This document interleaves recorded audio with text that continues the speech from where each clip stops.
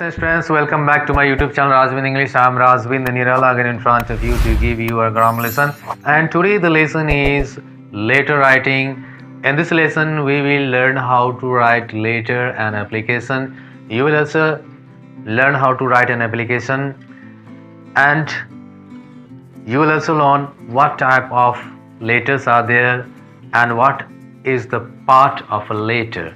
So let's get started. चलिए आइए हम लोग लेटर लिखना सीखते हैं। लेटर में क्या होता है, काइंड्स ऑफ लेटर्स में लेटर कितने प्रकार के होते हैं। तो पर्सनल लेटर्स हैं, व्यक्तिगत पत्र। इसमें हम अपने सगे संबंधी, भाई बंधु, माता पिता या दोस्तों को लिखते हैं।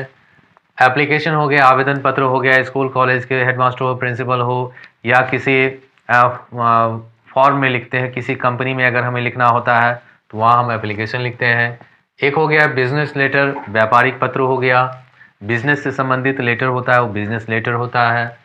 अदर लेटर्स निमंत्रण या आमंत्रण संबंधी पत्र होता है। तो form of a letter, letter का प्रारूप कैसा होता है।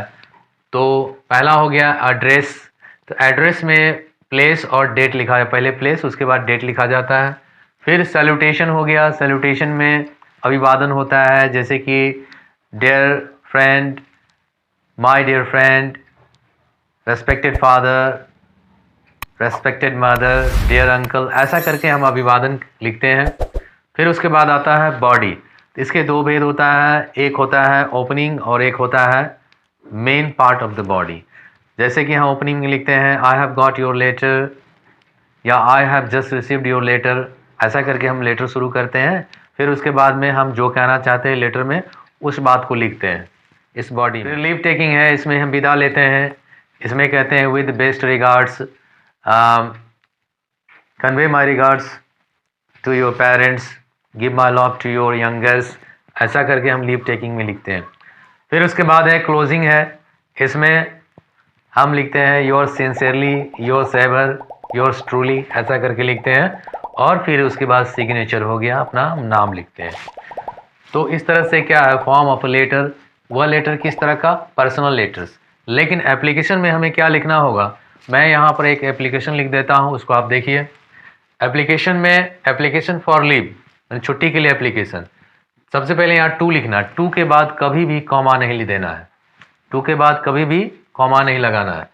और फिर उसके बाद में जिसको लिख रहे हैं, हेडमास्टर को या प्रिंसिपल को लिख रहे हैं, उसके डेजिग्नेशन को हम यहाँ पर संबोधन करेंगे, जैसे कि द हेड मास्टर। हेडमास्टर में एच कैपिटल हो जाएगा, MGS हाई स्कूल पटना। फिर उसके बाद सब्जेक्ट है to grant leave for a week, एक सप्ताह की छुट्टी के लिए। थ्रू मतलब किसके थ्रू यह एप्लीकेशन जा रहा है हेडमास्टर के पास, the class teacher class 10th, class teacher जो क्लास 10th का है। उसके बाद सर, यहाँ हम सर या मैडम लिखेंगे, अगर मैडम है तो मैडम लिखेंगे, सर है तो सर लिखेंगे, तो यहाँ कॉमा लगाएंगे। फिर उसके बाद क्या है, यहाँ से हम स्टार्ट करते हैं। Respectfully, I beg to state that I have received a very disturbing telegram by my neighbor uncle that my mother is serious. Respectfully, निवेदन पूर्वक यह कहना है कि मैंने अभी अभी अपने पड़ोस के अंकल के द्वारा एक टेलीग्राम प्राप्त किया है, जिससे मुझे मालूम हुआ है कि मेरी माँ बहुत ही सीरियस है। I request you kindly to grant me leave of absence from the school for a week from today. इसीलिए मैं आपसे आग्रह करता हूँ कि मुझे एक सप्ताह की छुट्टी स्कूल से दिया जाए आज से ही। I shall ever be grateful to you for this kindness, मैं इसके लिए आपका आभारी रहूँगा, मैं इसके लिए आपका सदा आभारी रहूँगा। उसके बाद है योर मोस्ट ओबीडेंटली पुपिल या योर मोस्ट ओबीडेंटली, या हम यहाँ लिखेंगे योर्स फेथफुली। उसके बाद यहाँ पर कॉमा लगाना है, इस कॉमा लगाना नहीं भूलना है।